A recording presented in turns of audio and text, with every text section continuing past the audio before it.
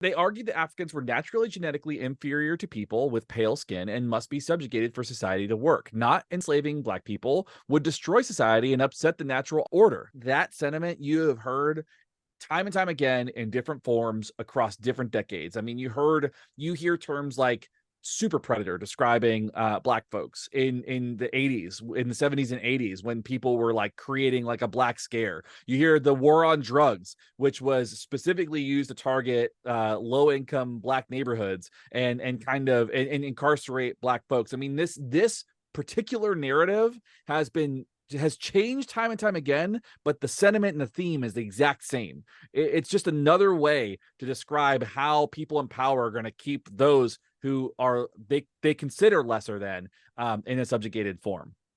And, I might argue tongue in cheek, saying like, did unenslaving Black people lead to the destruction of society and upset of the natural order? Clearly not.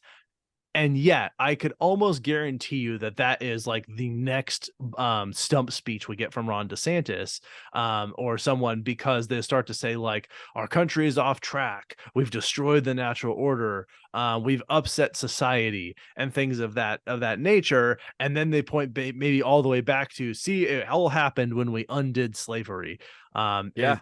I don't think that is a stretch to say, like, because, and normally I would have said that jokingly, like I would have joked that would be an argument they would make, but they're like, they just keep marching backwards through time to this point, in some of their arguments. So I think that it would not surprise me at all to hear them invoke the same rhetoric to justify why they should come into power, is because the thing that they said would happen happened, which is we've destroyed society by giving people equal rights. When I would completely disagree, saying that things have gotten better and better since people have gotten more and more rights, and that taking those rights away will make things significantly worse.